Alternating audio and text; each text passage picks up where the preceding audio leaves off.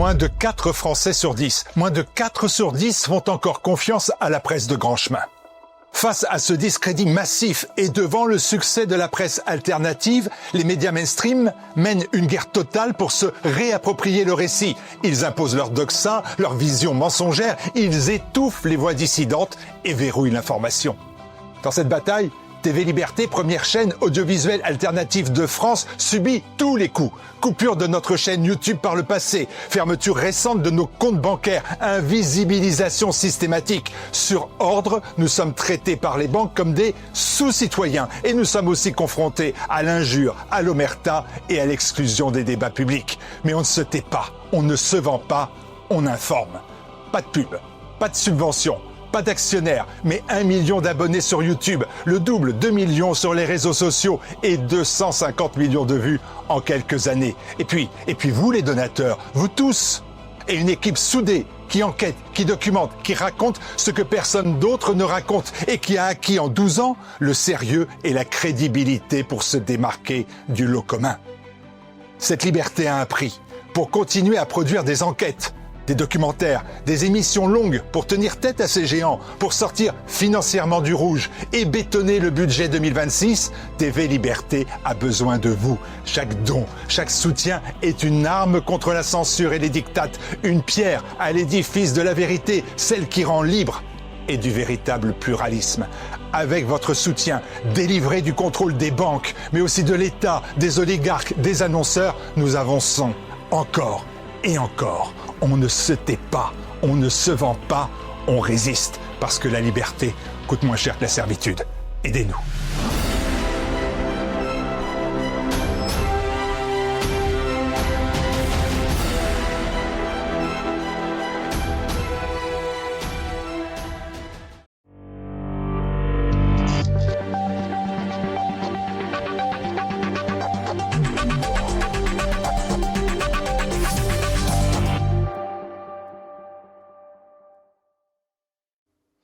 Bonjour à tous, je suis ravie de vous retrouver pour ce nouveau numéro du Samedi Politique. La République des hommages n'est visiblement pas fâchée avec le en même temps 10 ans, jour pour jour, après les attentats de Paris, du Bataclan, des terrasses et du Stade de France, et qui ont coûté la vie à 130 personnes et blessé plus de 350 autres. Emmanuel Macron a donc rendu hommage à ces victimes. Pourtant, en mai dernier, Emmanuel Macron, le même, recevait le président syrien Mohamed Al-Shara, qui était aussi le patron de l'État islamique, commanditaire des attentats de Paris. Alors que dit cette hypocrisie ?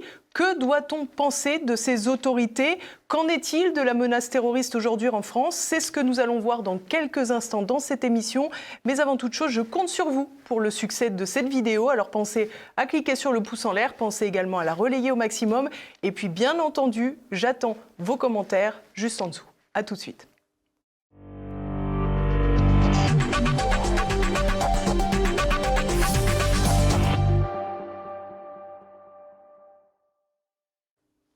Et à mes côtés aujourd'hui, Xavier Hofer. Bonjour Xavier, merci beaucoup d'être avec nous. Bonjour, toujours un plaisir. C'est toujours un plaisir, surtout que 10 ans, jour pour jour, on était déjà ensemble pour commenter ces incroyables attentats. On va y revenir. Je vous présente quand même pour les téléspectateurs qui vous découvriraient. Vous êtes criminologue, bien entendu, directeur d'études au pôle sécurité défense du CNAM. Vous avez écrit de très nombreux ouvrages sur le terrorisme, mais aussi sur l'affaire Epstein, un livre qui est toujours disponible sur la boutique de TVL, sur tvl.fr. Alors Xavier Hofer, je l'ai dit, le 14 novembre 2015, nous étions ensemble pour relater cette incroyable soirée parisienne qui a sidéré la France entière avec ces attentats simultanés sur au moins 3 sites, le Stade de France, diverses terrasses de Paris et bien sûr les attentats du Bataclan.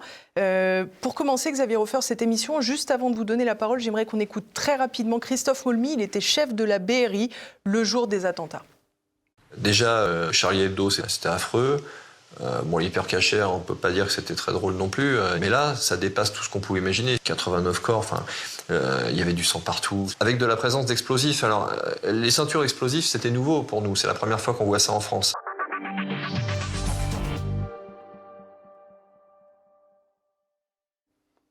Alors ma question, Xavier Hofer, c'est est-ce que ce 13 novembre 2015 était inédit dans l'histoire du terrorisme en France ? Bien sûr. Mais d'abord, je voudrais commencer par vous dire quelque chose. Je suis criminologue. Je dis ça parce que des fois, avec les gens qui maintenant regardent ou écoutent les télévisions, il faut le préciser. Les criminologues, dans la société, sont un peu comme les médecins dans le domaine des personnes privées, voyez-vous. On est là pour voir ce qui ne va pas et pour faire des diagnostics. Donc, ce que je fais en la matière, là, sur l'affaire, effectivement, des attentats en question, ce sont des diagnostics. Je ne suis pas un artiste, je n'ai pas besoin d'être applaudi ou de faire plaisir aux gens ou d'aller dans le sens où ils vont. Je suis là pour le mieux possible, en allant au plus près du réel de ce qui s'est passé, dire voilà, il s'est passé ceci, parce que si on ne fait pas de diagnostic, dans le domaine médical comme dans le domaine criminologique, ça peut recommencer le lendemain, ça peut se reproduire. Donc il faut être sur ce plan-là très clair. Ce qu'on va faire ensemble, voilà, exactement. Pas de bon diagnostic, pas de bon traitement. Donc, ça recommence le coup d'après. Alors oui, c'était sans précédent, mais ce qu'il faut bien se dire, effectivement, pour commencer, c'est que ce qui s'est passé ce jour-là résulte d'un échec. Résulte d'un échec. Pendant très longtemps, le renseignement français, pas de leur faute, de la faute des politiques qui ne se savent pas bien se servir de ces instruments-là, regardaient très loin, ils regardaient vers la Syrie, ils regardaient à des horizons transcontinentaux, alors que le problème était au pied de nos tours, dans la région parisienne, avec des gens qui étaient nés, ou dans les cités bruxelloises, qui sont à peu près l'équivalent. Et donc, c'est de ça qu'il aurait fallu regarder. Et ça, on n'a pas su le prévoir. Donc, première leçon à en tirer, il ne suffit pas de penser ceci ou de penser cela, il faut adhérer autant que faire se peut à la réalité des choses et voir où les problèmes se produisent vraiment. Le médecin, quand il fait un diagnostic, il se moque de savoir si son patient est socialiste ou radical socialiste ou de droite ou de gauche. Il fait ça de la manière la plus neutre, la plus distancée et la plus précise possible. Et là, ce diagnostic, à l'époque, en l'occurrence, n'a pas été fait. Il n'a pas été possible parce que il y avait, une espèce d'idée qui prévalait, comme quoi il y en avait qui s'occupaient des choses nobles, c'est-à-dire des grands terroristes, des Bin Laden, des chevaliers blancs de l'islam radical, quelque part au Moyen-Orient. Et puis il y en avait d'autres qui étaient moins nobles que les précédents, qui faisaient les petites racailles, vous savez, dans les cités. Eh bien, en l'occurrence, le danger ne venait pas des grands seigneurs du salafisme, qui déjà à l'époque étaient touchés et gravement touchés, mais de leurs disciples qui étaient bel et bien chez nous, c'est-à-dire dans les banlieues de Bruxelles, dans les banlieues de Paris, ou dans les banlieues de Barcelone, qui sont les 3 grands attentats de la période. Si on regarde en plus cette organisation des attentats de 2015 à Paris, on voit qu'il y a de très nombreux terroristes qui officient directement sur le terrain. On va parler d'Abdeslam aussi à la fin de cette émission. On voit que les commanditaires sont nombreux, on voit que les organisateurs, les complicités sont très nombreuses. Et on se dit quelque part qu'on peut encore entendre le laïus selon lequel les loups solitaires, comme on les appelle, que je sais vous aimez bien cette expression, les loups solitaires peuvent agir sans qu'on puisse s'en rendre compte et qu'on puisse le prévoir. Mais là, on peine à penser que toute cette cellule s'est organisée sans que ça n'attire l'attention des autorités. Alors, hélas, une partie des médias ne fonctionne que par branchement direct avec le ministère de l'Intérieur. Donc, quelle que soit l'expression, parfois juste, mais parfois pas, que sortent leurs commanditaires du ministère de l'Intérieur, ils la répètent. La dernière à la mode, c'est le haut du spectre. Alors, il y a des espèces de fantômes, là, alors avec un haut et un bas, et on s'intéresse au haut du spectre, au bas du spectre. Donc, c'est pas comme ça que les choses se passent dans des éléments la de langage, réalité. Voilà, sont effectivement destinés à apaiser les braves gens et à faire en sorte qu'ils pensent que des gens sérieux s'occupent d'eux. Ce qui n'est pas toujours, hélas, le cas. Surtout en matière de terrorisme. Alors, qu'est-ce qui s'est passé ?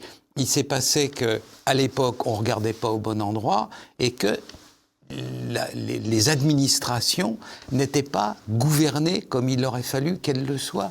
Une administration, quelle qu'elle soit, les administrations régaliennes, la police, la justice comme les autres, elles ont besoin d'une direction. Elles ont besoin qu'on leur dise non, ça je m'en moque, là ce que je veux que vous cherchiez c'est ça. Et pour avoir des gens en mesure de tenir ce raisonnement-là à leurs troupes, il faut que ce soit des gens sérieux qui connaissent leur dossier, comprenez, ce qui n'est pas toujours le cas. Alors, je vais prendre un exemple dans l'histoire, bien connu. À un moment donné, vous savez, les bandits ou les terroristes sont les premiers à capter les innovations. Parce qu'ils sont faibles et ils ont en face d'eux une masse énorme, écrasante, qui est la force de l'appareil d'État. Et donc, il faut sans cesse qu'ils bougent, qu'ils s'adaptent, qu'ils essayent de faire mieux, de se faufiler à droite et à gauche. Et donc, dès le début du XXe siècle, dès le début des années 1900, certains anarchistes, qu'on appelait des anarchistes illégalistes, la bande à Bono, se sont dit qu'il fallait financer la cause avec des braquages, mais partir de la banque à pied, c'était parfois fatigant et pas toujours efficace. Donc ils se sont dit, mais maintenant il y a un nouvel instrument qui s'appelle l'automobile, alors on va faire des braquages en auto. Et ça a été les premiers bandits volant des banques et partant en auto. Qu'a fait Clémenceau, qui était un grand ministre de l'Intérieur? Il a créé les Brigades du Tigre, qui avaient des motos, et il a mis l'armée en face de l'ennemi, quoi, si vous voulez. Et c'est sans doute ça qui a été raté, qui n'a pas été réussi au moment des attentats en question du 13 novembre. Il y avait des éléments précurseurs, il y avait des choses qui commençaient à sentir extrêmement mauvais, et il y a surtout le fait écrasant. Moi, j'ai pratiquement les noms un par un. Dans toute l'affaire qui va de Bruxelles à Paris pour les attentats de Zaventem d'abord, enfin de Paris d'abord et de Zaventem ensuite, on en est à plus de 300 individus impliqués. 300 individus, c'est 300 au minimum téléphones, c'est des dizaines de planques, c'est une espèce de circulation continue entre le fin fond du Moyen-Orient, c'est-à-dire les fiefs de l'État islamique, et la région parisienne et la périphérie bruxelloise, avec des planques qui étaient spécialisées dans les explosifs, dans le fait d'abriter des êtres humains, etc. Et donc tout ça, cette espèce de configuration, cette constellation terroriste, elle a été ratée, bien que quelques semaines avant, il y a déjà eu un petit noyau qui s'était fait surprendre par des policiers en Belgique et qui a été donc en partie tué, en partie. Et donc ça n'a, la préfiguration de quelque chose de plus grave en route n'a jamais effleuré nos dirigeants. Alors on est, comme je l'ai dit, 10 ans plus tard, on a le sentiment, il y a eu un rapport d'enquête parlementaire qui a été fait, il y a eu beaucoup d'encre qui a coulé sur ces attentats, bien entendu, et aujourd'hui la question qu'on se pose, c'est est-ce qu'on a fait la lumière sur toute cette affaire? Est-ce que des zones d'ombre, au contraire, perdure. On se rappelle de ces militaires de l'opération Sentinelle qui étaient sur place mais qui n'ont pas reçu l'ordre d'intervenir, notamment au Bataclan. Tout cela, ça a participé à une forme de défiance, notamment de la part de la famille des victimes. Est-ce qu'aujourd'hui, on a compris ce qui s'était passé véritablement dans la chaîne de commandement, dans les interventions et dans les failles, bien sûr? Ce qui s'est passé est, hélas, banal. On ne connaît une armée que quand on l'a testée. C'est-à-dire que le calme des vieilles troupes, c'est-à-dire l'aguerrissement, c'est-à-dire ça s'acquiert, vous comprenez, c'est pas spontané. Hein. Donc tant qu'on n'a pas éprouvé un drame pareil, parce que tous les tests, toutes les espèces d'entraînement sur le terrain qu'on fait, ça vaut rien, vous comprenez. Ce qui compte, c'est ce qui se passe quand on vous tire vraiment dessus et quand vous êtes vraiment par terre, à quatre pattes, avec le sang qui coule, qui hurle, les hurlements, les gémissements, etc. Ça, c'est totalement différent. Dans la génération qui est la mienne, mon grand-père avait fait la guerre de 14-18, mon père avait fait la deuxième, non, je n'ai pas encore fait la troisième. Et donc, ce que je voulais dire, c'est que mon grand-père qui avait fait chemin des dames, etc., il me disait, les morts, c'est dans les 3 premières semaines du régiment. Les régiments, après 3 semaines, quand ils sont sur le front, ils sont aguerris, donc ils savent se planquer, ils savent éviter le plus gros, etc. Mais le carnage, c'est les 3 premières semaines. Là, c'était la première fois, quel que soit leur courage immense, ceux qui ont réagi les premiers, qui ont été sur place, qui ont tiré sur les terroristes, ils avaient absolument zéro entraînement en situation réelle de gens qui vous tirent vraiment dessus. Donc ce qui se passe à ce moment-là, c'est ce que depuis Clausewitz on appelle le brouillard de la guerre. C'est d'une confusion terrible, ça hurle dans tous les sens et généralement on comprend ce qu'on a fait après coup, quoi, et pas sur le moment. Donc on ne peut pas en vouloir aux premiers intervenants, ni même à ceux qui leur ont commandé. Peut-être pensaient-ils bien faire, parce que dans ces cas-là, le pire, c'est d'envoyer tout le monde en même temps et qu'à la fin, les deux unités qui se connaissent pas se tirent dessus, etc., ou fassent encore plus de morts et de blessés. Donc on peut rien dire. Mais ce qui est grave, c'est que pendant des années, on avait en face de nous un ennemi formidable. Quand je dis un ennemi formidable, je parle de l'État islamique, qu'on appelle Daesh aussi par ses initiales en arabe. À un moment donné, un ancien ministre de la Défense m'a dit en face, les yeux dans les yeux, qu'à un moment donné, au Moyen-Orient, cette entité terroriste mal définie et mal connue avait plus de chars d'assaut que l'armée française. Donc on n'est pas dans un groupe terroriste. Un groupe terroriste, c'est 150 traîne-patins avec des kalachnikovs et des kéfiers sur la figure. C'est pas ça, vous comprenez. Il y avait des ministères... Mais j'insiste, mais d'où venaient-ils ces chars de guerre ? C'était ceux qu'ils avaient piqués à l'armée irakienne, bien entendu, après la chute de Saddam. Voilà. Et donc, vers Mossoul, etc., c'était une armée. Et une armée extrêmement puissante. Vous savez que l'armée, c'est un métier, quoi. Donc on ne fait pas déplacer dans un pays comme ça des chars d'assaut et de l'artillerie lourde n'importe comment. Il faut qu'il y ait une coordination étroite entre les uns et les autres. Autrement, vos propres canons tirent sur vos propres chars d'assaut. C'était fait de manière propre. Hein. Ils combattaient bien, voilà. Et donc le drame de toute cette affaire-là, c'est qu'au jour d'aujourd'hui, ce que c'est que cette entité qu'on appelait l'État islamique, c'est mal connu et mal compris. Encore aujourd'hui. Encore aujourd'hui. Il y avait la seule définition qui a été donnée, qui était à la fois un peu rigolote, compte tenu des circonstances, hein, parce que ce qu'ils faisaient n'est naturellement pas drôle, les massacres, etc. Mais il y a un militaire irakien qui lui-même connaissait tout ce petit monde très bien, et qui a dit « l'État islamique, c'est l'armée de Saddam avec un kéfier et puis un siwa ». Vous savez, les bâtonnets qu'avait le prophète pour se nettoyer les dents. Les bons musulmans se lavent les dents comme ça. Donc, à un moment donné, une partie entière de l'armée du régime irakien précédent, de l'armée de Saddam Hussein, a basculé dans cette forme de terrorisme. Et c'était très étrange, parce que l'homme qui est l'organisateur, qui est le concepteur de ce que c'est que la machine, l'appareil terroriste de l'État islamique, il a été finalement repéré par d'autres sortes de terroristes en Syrie, et il a fini par se faire tuer.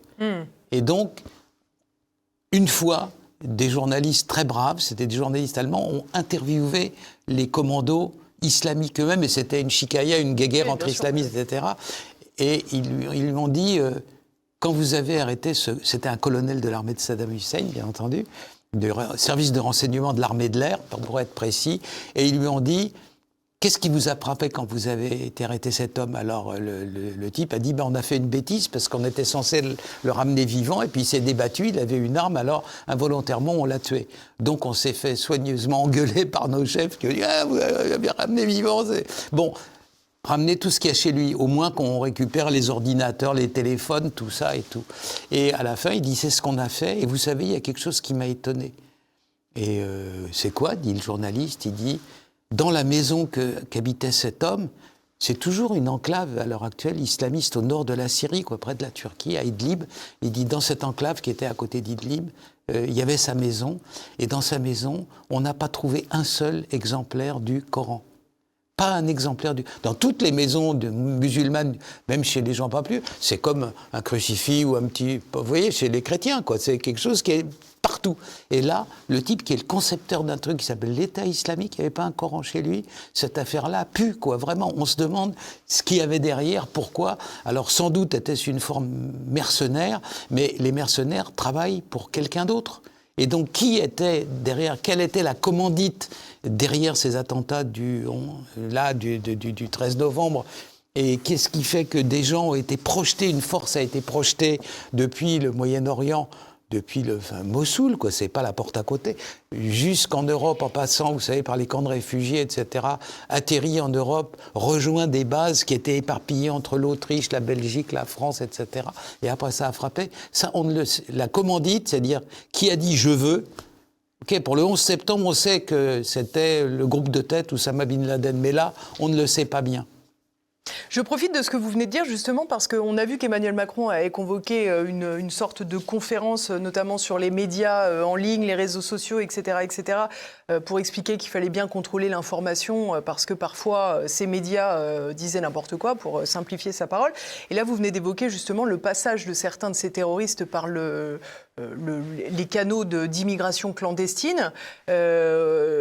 Libération, qui a une espèce de cellule de fact-checker très connue, avait fait de nombreux articles pour expliquer que notamment les médias alternatifs diffusaient cette horrible fake news selon laquelle parmi ces pauvres clandestins s'infiltraient des terroristes. Et on sait que les attentats du 13 novembre ont démontré que c'était exact. Oui.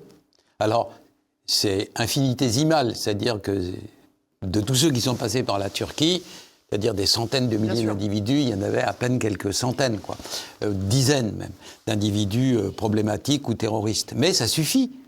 Pour faire du terrorisme, c'est pas la peine d'être un régiment, quoi. Donc, la moindre des choses, si vous voulez, et ça a été dit aux gens de l'Union européenne, au plus haut niveau de l'Union européenne, il y a eu une réunion au moment où la marée commençait en 2015, vous savez, l'espèce de vague de submersion. Après la Libye. Voilà, après ce qui s'était passé, la guerre civile en Syrie, etc. Donc, il y a un haut fonctionnaire de l'Union européenne qui est convoqué devant les gens du Conseil en disant, lui, c'est un magistrat dans son pays, et donc il dit, mais attendez, accueillir les gens qui souffrent, etc. Mais là-dedans, il y a peut-être des gens dangereux. Et puis surtout, il y en a peut-être des qui sont malades. Donc il faudrait peut-être faire des espèces de sas pour voir qu'il n'y ait pas d'épidémie ou des gens, vous savez, qui ont été bousculés. Voilà, simplement des précautions de base.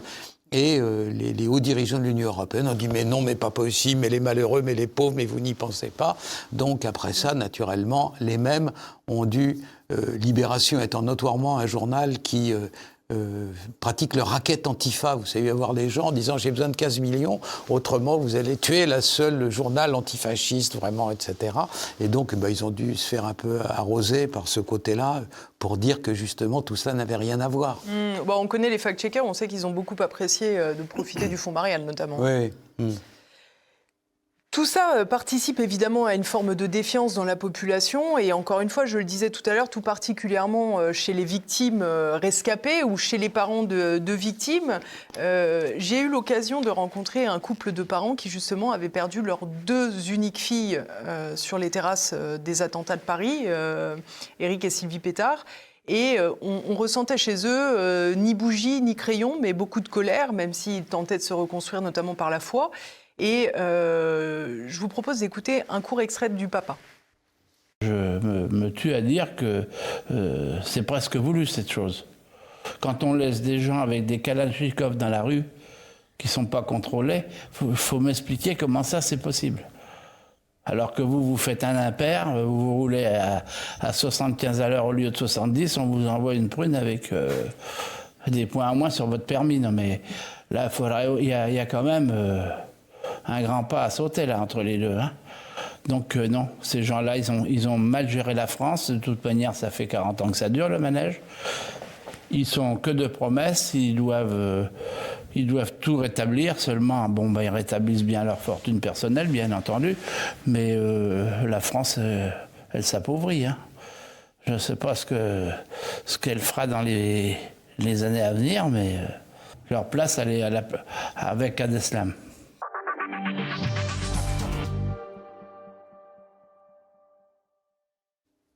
Alors on le voit bien sûr, une grande tristesse et on comprend tellement pourquoi, une colère, une incompréhension et surtout cette impression de deux poids deux mesures en permanence, c'est-à-dire cet État qui s'en prend aux petits délits, aux petits écarts du quotidien, j'allais dire, chez les citoyens respectueux et qui laisse, comme on l'a dit,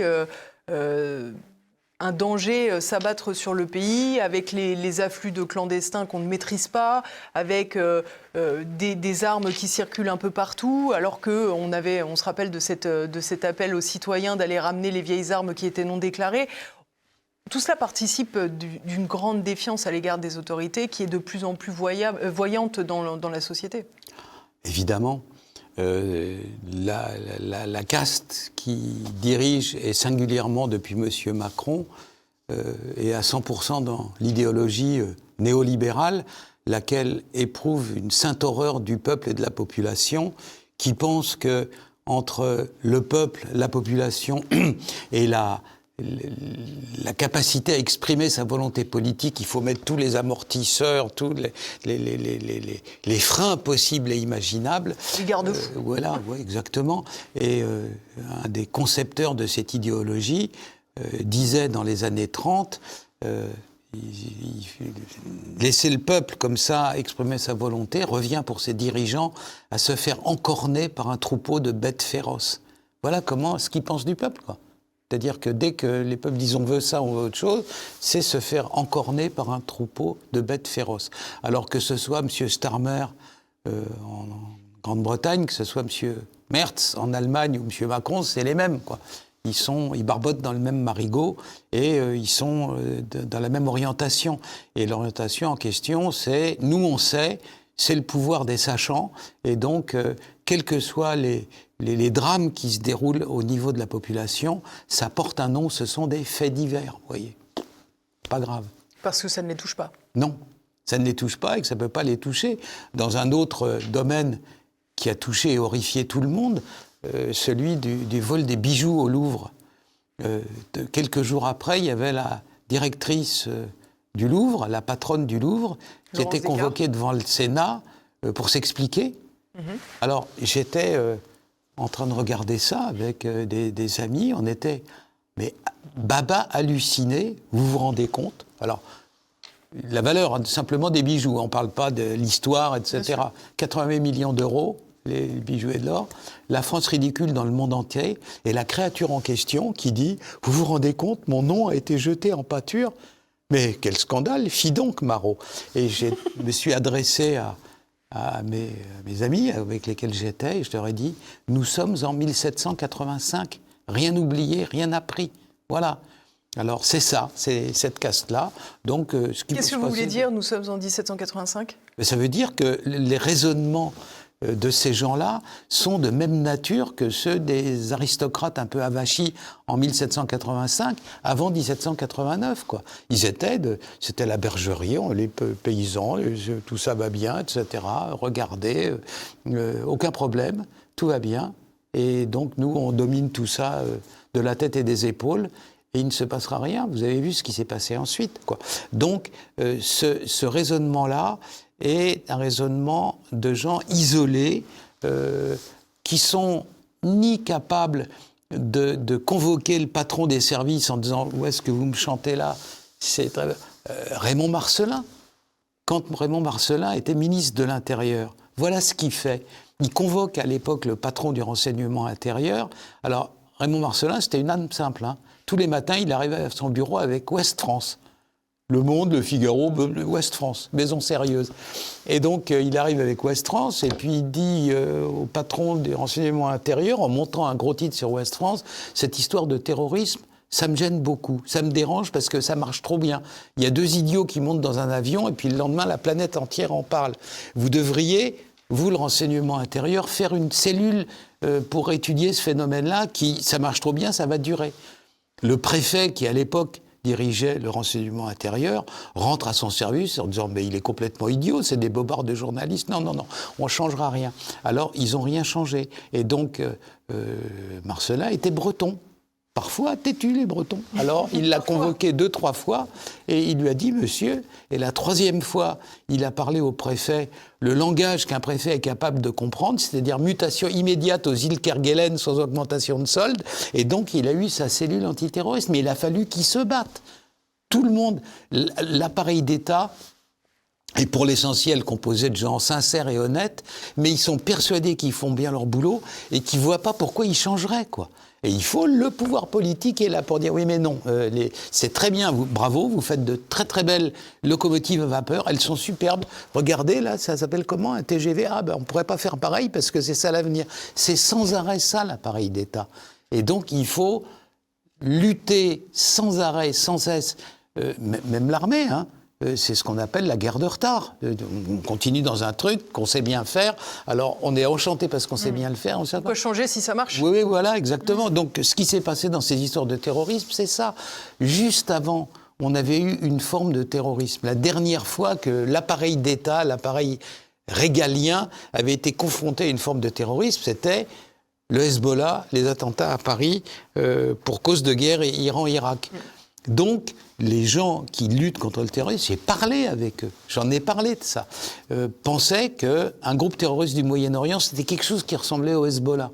Et voilà qu'arrive complètement autre chose, c'est-à-dire le terrorisme salafite djihadiste, et qu'on n'a plus affaire, comme les dirigeants du Hezbollah, à des espèces d'évêques chiites du Moyen-Âge qui parlent 5 langues, qui sont des érudits, qui ont 20 ans dans des séminaires chiites de Najaf ou de Karbala ou de Qom en Iran. On a affaire à des types, le GIA en Algérie, quand il s'est créé, ses fondateurs, c'est des voleurs de poules, quoi, littéralement. Alors on a affaire à quelque chose de complètement différent, et les autres, hop, ils continuent sur la même lancée, parce que personne au sommet de l'État leur a dit « Vous êtes sûr que c'est bien les mêmes ?» C'est pas « Oui, attention, hein !» Alors naturellement, quand on fait ce genre de questions, il faut être en mesure par derrière de virer les gens, de dire mon Dieu, ça fait 3 mois que je vous ai dit, regardez, 3 morts, dehors au suivant. Et là, ça n'est pas fait. Ce que vous m'avez expliqué avec Marcellin précisément, c'est que lui avait conscience du danger oui. et de la nécessaire évolution à appliquer dans l'appareil public. Clémenceau, pareil, voilà. Mais aujourd'hui, qui dans le pouvoir politique est capable d'aller influencer l'État profond, j'allais dire, l'administration française? Alors, je vais vous dire, c'est simple. Vous allez voir un des dirigeants politiques de la période récente. Vous lui dites, ça t'intéresse qu'on fasse baisser le crime organisé, les agressions de petites vieilles ou quoi que ce soit, de 30%? Le type, il dit, bien sûr. Alors, vous dites, voilà, mais si ça dépasse, si la méthode proposée outrepasse le temps auquel l'individu en question pense qu'il va rester ministre, donc où c'est utile pour sa carrière, il vous envoie promener, il rigole, il dit non, pas intéressant. Donc, il travaille pour eux. Ce que vous me dites, c'est ce qui arrive quand un criminologue comme vous ou vos confrères arrivent vers un politique en lui disant « Bon, là, il y a un problème, je dis n'importe quoi, le trafic de drogue à Marseille, ça commence à tuer pas mal de gens, il y a pas mal de dommages collatéraux, donc il faut faire quelque chose. » Et là, il regarde sa montre, le politique, en disant « Ouais, de toute façon, le temps que j'y arrive, je serai parti. » Vous voyez, t'as pas un truc pour le 20h ce soir? Il cherche à briller à court terme. Alors surtout avec des zigotos comme Darmanin, qui est une espèce de délire d'absorption en soi-même, de narcissisme, etc. Moi, sous mon commandement, c'est Napoléon au pont d'Arcole en permanence, voyez-vous, l'individu. Donc, c'est sympa pour Napoléon quand même. La comparaison était ironique, chère Élise. Donc, c'est ça, on a affaire à des gens comme ça. Alors, ils font de la surenchère verbale pour le 20h. La dernière fois, M. Retailleau, bon, c'est plutôt un brave homme, quoi. On était contents, il disait des choses justes, il avait rassuré un peu les gens. Et puis après ça, la seule surenchère dans sa bouche, c'était les mots. À la fin, il a fini par dire « c'est des salauds ». Heureusement qu'il est parti, parce qu'autrement, il allait devenir aussi grossier que Coluche. On se rappelle d'ailleurs de sa réponse proportionnée avec l'Algérie. Hein. Oui, oui. Ça a bien marché. Ça a mieux marché quand il est parti, d'ailleurs. Oui, oui. Non, mais c'est... Voilà, il y a un vieux proverbe dit « le mot chien ne mord pas ». Quoi, voilà. Alors, et il faut être capable de mordre. Dans le cas de l'Algérie, j'en suis moins sûr. Je crois qu'il y a des tas de problèmes en France. On a 2 sortes de problèmes. Si vous voulez, dans le domaine régalien, moi je ne parle pas d'autre chose. Premier problème, manque de formation, manque de travail sur le terrain. On a un ministère de l'Intérieur qui n'est plus que l'ombre de lui-même. Il y a ce qui permet au ministre de frimer, c'est-à-dire la cour, les honneurs, les policiers avec les fourragères, etc. Et par derrière, et à l'intérieur, et par en dessous, toutes les fonctions sont sous-traitées, externalisées, se font plus directement au ministère. C'est McKinsey ? Oui, une armée, oui, non, mais pas uniquement, la réparation des voitures. L'autre jour, j'avais le contact avec un jeune policier. Il arrive dans le garage où sont garées les voitures des CRS.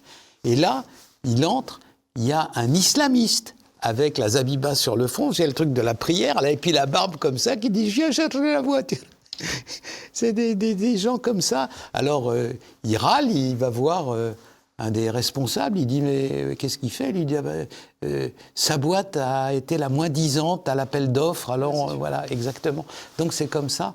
Et on se rappelle que Michael Harpon était un policier infiltré à la préfecture de police.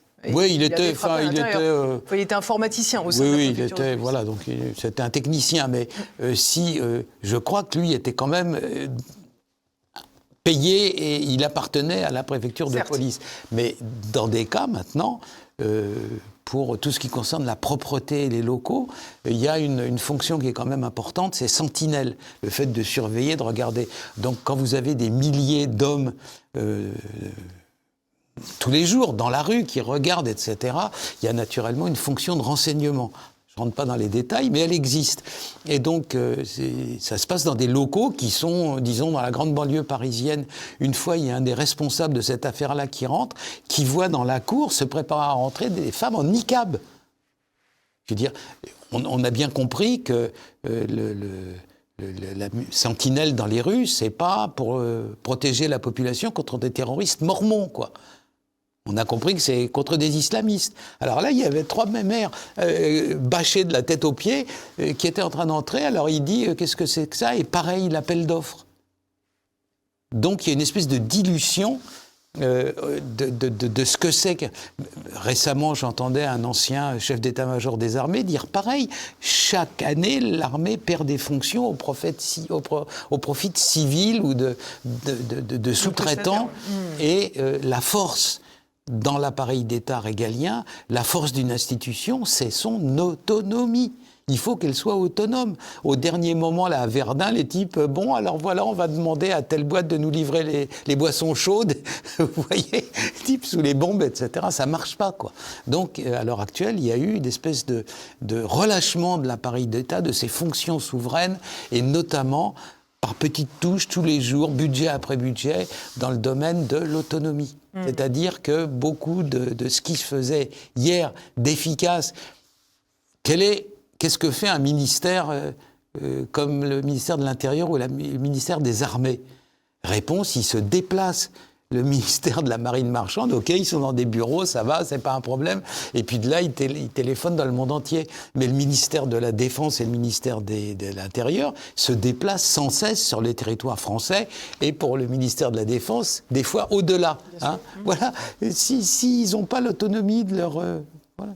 L'autre jour, j'écoutais le chef d'état-major, j'ai appris avec horreur, alors on sort un peu, mais pas tellement, parce qu'un beau jour, il peut y avoir des problèmes de ce côté-là aussi, qu'ils avaient perdu, le ministère de la Défense a perdu la capacité de franchissement des ponts.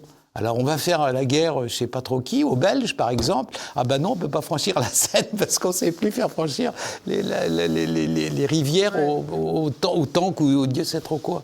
Donc il y a les échecs visibles, monstrueux, évidents. Pourquoi le renseignement français intérieur français n'a-t-il pas vu venir cette histoire de constellation terroriste qui est en train de se former, qui a échangé des dizaines de milliers de coups de téléphone, des milliers de mails, des SMS, tout ce que vous voulez, pendant des mois avant de passer à l'acte. Et puis après ça, il y a la petite dilution de tous les jours où des gens dont on ne sait pas qui y voit dans la vie, parce que naturellement, les sociétés sous-traitantes, si encore il y avait des contrôles, mais là, les contrôles, ils sont, minimalistes, hein, quand même. C'est le voilà, jusqu'au moment où vous avez un type qui se cache même pas, quoi. Il est habillé en islamiste, déguisé en islamiste, et qui rentre dans un garage pour réparer les voitures, ou potentiellement un jour, celui qui voudra les saboter, il pourra le faire. Résultat, vous savez ce qu'on appelle les sous-marins. c'est-à-dire les camionnettes qui sont à l'intérieur, qui permettent d'espionner un truc, etc. L'autre jour, sur les réseaux sociaux, il y a un type qui a dit « Ah, il y a un sous-marin en réparation chez nous, alors regardez comment c'est à l'intérieur, voilà la plaque d'immatriculation et tout. » Voilà, c'est la preuve que des fois, comme dirait l'autre, ces affaires-là manquent de sérieux, quoi. Un petit peu. Alors justement, vous évoquiez le renseignement intérieur. Aujourd'hui, c'est Céline Berthon qui est à la tête de la DGSI. Elle a été à de nombreuses reprises interrogée ces derniers jours, justement au regard des hommages des attentats d'il y a 10 ans. Elle évoquait une évolution importante de la menace terroriste. Je vous propose qu'on l'écoute. Par rapport aux années passées que nous avons vécues entre 2017 et 2022, qui a été un moment de moindre intensité pour 2 raisons. D'abord parce que, je vous l'ai dit, l'État islamique avait décliné et avait moins de capacité. Depuis le début des années 2020, nous observons que certaines organisations terroristes, toujours certaines par exemple franchises de l'État islamique ou d'autres organisations, ont la volonté de se reconstituer. Mais la menace terroriste, elle est aussi, et c'est une partie de la question que vous me posiez tout à l'heure, composée par une autre physionomie, c'est ce qu'on appelle la mouvance endogène. Donc ce sont, qu'est-ce qu'on met derrière de l'intérieur ? Ce sont les gens qui sont déjà présents sur le territoire national français et qui adhèrent à l'idéologie mortifère du terrorisme et sont capables d'imaginer des passages à l'acte, voire aussi de commettre des attentats. Et nous avons malheureusement pu constater, soit dans des attentats commis ces dernières années, soit dans des projets d'attentats déjoués, que ces phénomènes regagnaient en intensité.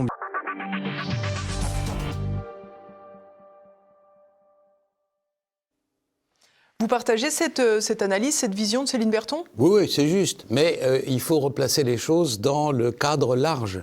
Dans le cadre large, en 2025, c'est quoi le cadre large ? C'est que depuis 2015, le monde a totalement changé. C'est-à-dire que ça a changé sur le plan de la configuration géopolitique du Moyen-Orient. Aujourd'hui, une bonne partie des zones qui étaient hier les couveuses à terroristes sont de facto contrôlées par la Turquie. Et la Turquie, elle a autant envie que depuis la reconstitution qu'elle tente d'opérer de l'Empire ottoman, si vous voulez, elle a autant d'envie qu'il y ait des terroristes qui partent de là que d'attraper la peste, si vous voulez. Ils veulent faire profil bas. Alors, à l'heure actuelle, depuis, je me suis tué à le dire, mais alors, hélas, surtout avec les gens de droite, ils ne comprennent pas bien qui c'est Erdogan et ce qu'il fait. Donc, c'est un nationaliste turc, c'est un impérialiste turc, parce que c'est l'Empire ottoman qu'il veut reconstituer, et non pas la Turquie de Kemal Atatürk qu'il veut agrandir. La preuve, c'est qu'avec lui, il y a ces 2 principaux adjoints en matière régalienne géopolitique, qui sont son ministre des Affaires étrangères et son patron des chefs de renseignement, tous les 2 sont kurdes. Voilà, donc c'est la preuve que c'est une vision impériale, qu'il y a de la place pour différents peuples dans l'Empire et qu'on prend les meilleurs et qu'on ne discrimine pas, contrairement à ce qui pouvait se faire dans une forme antérieure de la République turque, kémaliste. Alors, ce qui s'est passé, c'est que pendant 10 ans, pendant toutes les années de la guerre civile en Syrie, la Turquie avait une zone au nord, contre sa frontière, dont la capitale était la ville d'Idlib. Et là, petit à petit, quand les Russes sont arrivés, ils ont repoussé tous les terroristes là pour dégager le régime à l'époque dominant en Turquie, c'est-à-dire celui de Bachar el-Assad. Et, en Syrie, pardon, oui. Et donc, ils ont récupéré là-dedans, je parle des Turcs, là, les meilleurs éléments, et ils les ont... 10 ans, c'est long, quoi. Ils les ont emmenés en Turquie, ils les ont fait étudier dans les meilleures universités. Et à l'heure actuelle, monsieur le djihadiste à cravate, là, vous savez, monsieur Al-Joulani, dit Ahmad al-Shara, enfin, Ahmad al-Shara dit Al-Joulani. Al-Joulani, en arabe, ça veut dire qu'il est originaire du plateau du Golan. Joulan. Voilà. Donc, monsieur le terroriste... Donc, le territoire syrien qui est occupé par Israël aujourd'hui. Voilà. Donc... c'est pour ça qu'il est peut-être un peu nerveux de cet état de fait, mais il n'est pas à la veille d'y retourner, quoi. Donc, Joulani et tous les autres sont des employés de l'État turc. Ils parlent tous le turc aussi bien que l'arabe. Donc, Erdogan avait un rêve. C'est quelle est la conception de l'islam qu'ont les Turcs? C'est une conception différente de celle des Séoudiens et des Wahhabites. Cette conception-là, elle s'incarne par un monument qui est très beau d'ailleurs, qui est la mosquée des Omeyyades à Damas. La mosquée des Omeyyades, où 3000 ans avant, aujourd'hui, c'est-à-dire bien longtemps avant Jésus-Christ, il y avait un temple, si vous voulez, païen, voilà. Après ça, il y a eu une cathédrale byzantine qui s'appelait Sainte-Sophie, et après ça, il y a eu la mosquée des Omeyyades quand les musulmans ont conquis cette partie du Moyen-Orient. Mais toujours, au milieu de la mosquée des Omeyyades, où j'ai été, au milieu, il y a un petit enclos, en plein milieu, avec le tombeau de Saint-Jacques, qu'ils ont conservé, parce que c'était le tombeau de la cathédrale byzantine. Et donc, c'est la conception de l'islam des Turcs. La Turquie d'Erdogan, je ne dis pas que je m'en félicite, une fois de plus, j'analyse, je fais un diagnostic. Oui, bien sûr. Ils ne se voient pas comme les destructeurs de l'Empire byzantin, ils se voient comme les continuateurs. Voilà. Donc, ils sont pas pour le fanatisme. Ils ont évidemment occupé un pays, c'est affreux, et l'occuper pendant 4 siècles, c'est 4 fois plus affreux. Mais pendant qu'ils étaient en Grèce, ils n'ont jamais essayé de convertir un seul Grec à l'islam. Chacun a sa religion, mais nous, on domine pour l'Empire, quoi, c'est tout, voilà. Alors, c'est ça qui est en train d'essayer de reconstituer Erdogan à l'heure actuelle. Il a envie que de cette espèce de tentative assez fragile, parce que les Israéliens ne sont pas d'accord, parce que les gens du Golfe commencent à tiquer en disant que la puissance de la Turquie devient trop forte, etc. Mais malgré tout, il a envie de voir des attentats partir de là, comme, je sais pas, moi je vous dis, d'attraper la peste, quoi. Donc, sur place, entre la ville de Damas et la frontière turque, il y a 140 postes militaires turcs, avec des gens dont la douceur humaniste n'est pas forcément l'apanage le plus prononcé, qui sont la gendarmerie turque, les forces spéciales de la gendarmerie turque.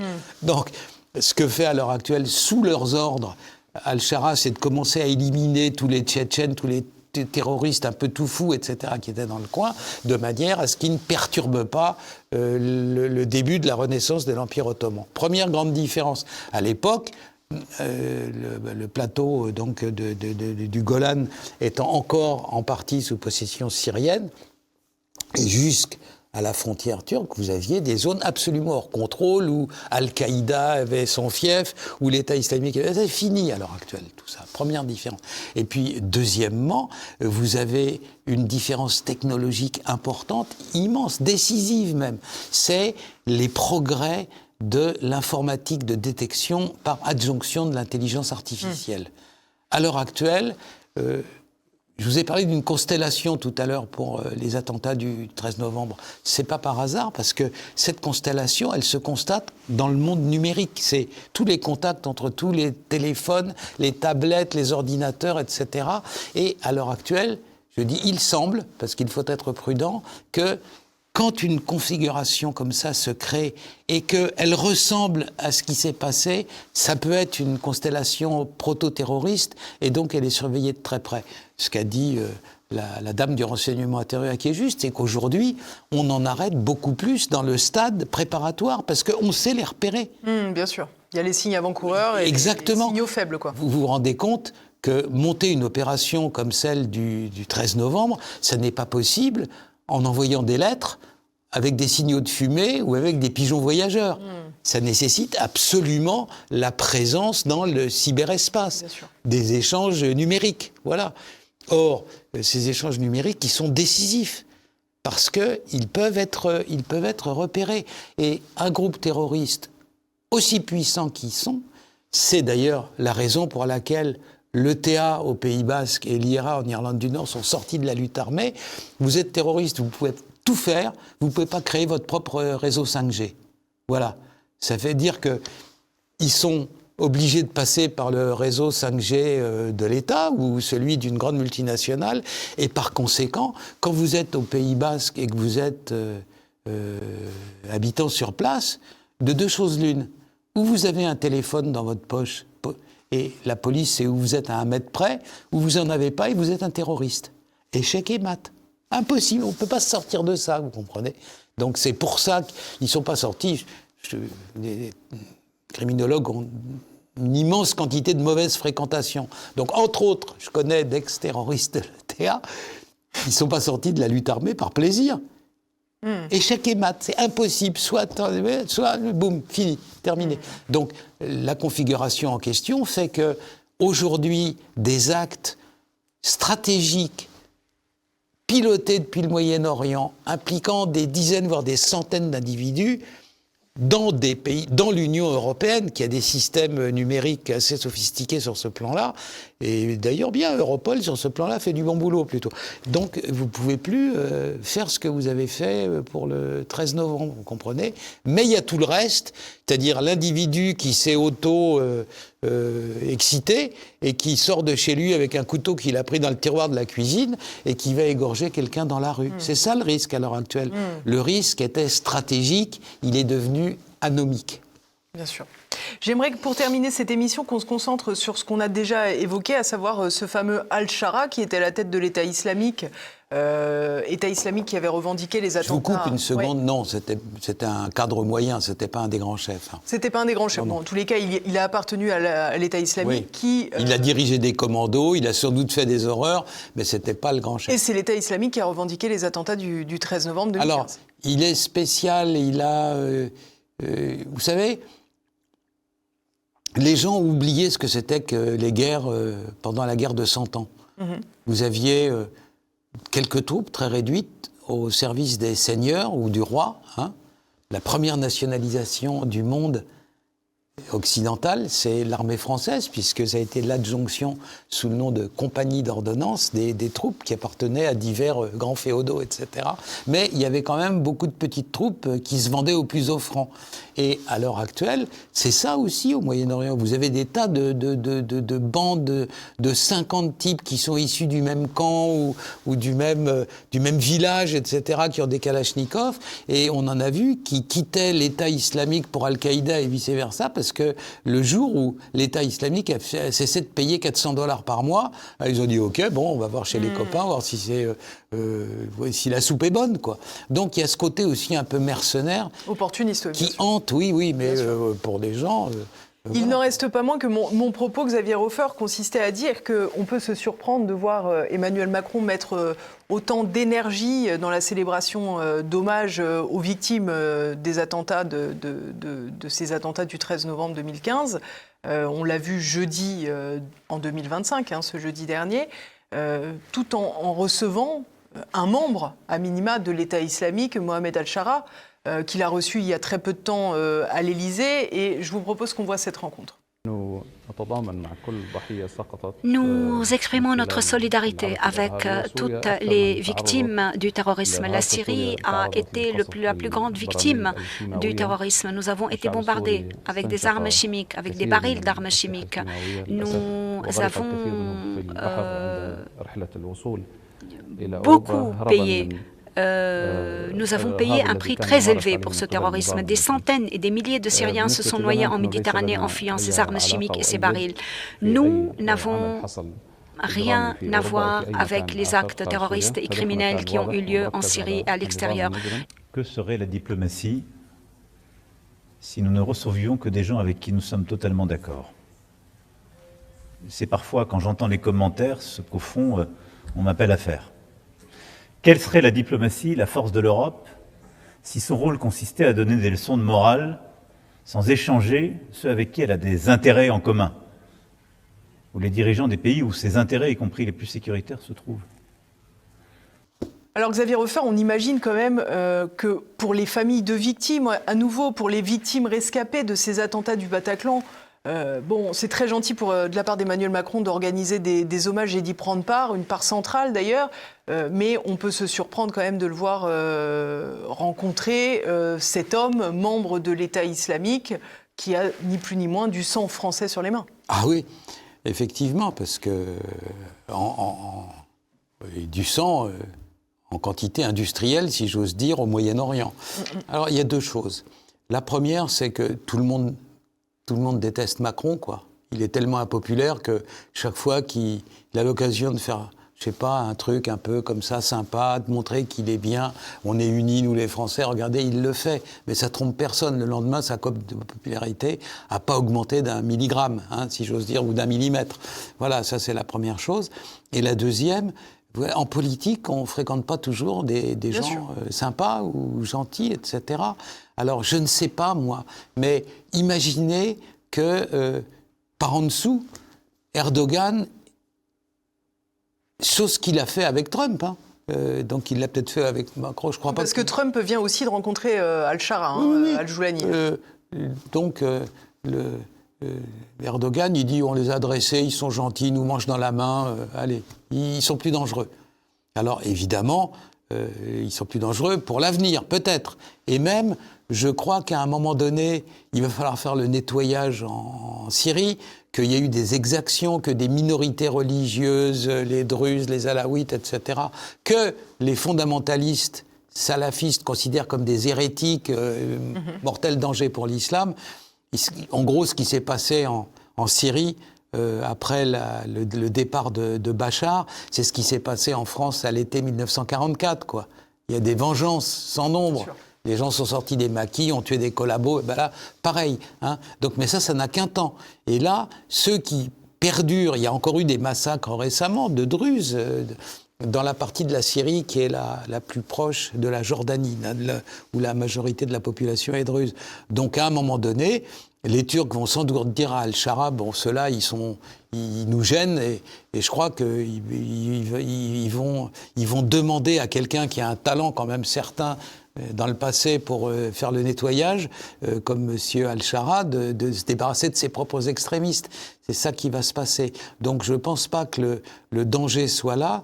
Le danger vient du fait que, à l'heure actuelle, hélas, personne ou fort peu de gens en France sont en train de réfléchir en disant, compte tenu de ce qui se passe, compte tenu de l'espèce d'énorme reconfiguration, coagulation qui est en train de se produire dans toute l'Eurasie, c'est-à-dire en gros entre la Turquie et la mer de glace au nord, avec la Turquie, l'Inde, etc. Qu'est-ce qui se passe à l'heure actuelle? Vous avez les deux grands peuples de l'Eurasie, que sont les deux peuples culture, c'est-à-dire la Chine et l'Inde, ce sont des pays qui n'aiment pas la guerre. Ils se sont entretués, mais ils n'aiment pas ça, quoi, pendant des millénaires même, mais ils n'aiment pas ça. Ils ont été très marqués parce que cette religion est apparue dans un pays et a pratiquement investi le deuxième, le bouddhisme, qui est né en Inde et qui a marqué profondément la Chine. Ils sont, donc à l'heure actuelle, la Chine et l'Inde sont en train de faire un énorme travail sur l'Iran pour dire le grand peuple perse mérite mieux que des commandos suicides ou des Soleimani ou des gardiens de la Révolution ou des trucs comme ça. Calmez-vous, assagissez-vous. Ce même travail aussi est fait dans le Golfe. Les Émirats arabes unis essayent de calmer un peu le jeu, plus de guerre de milices, etc.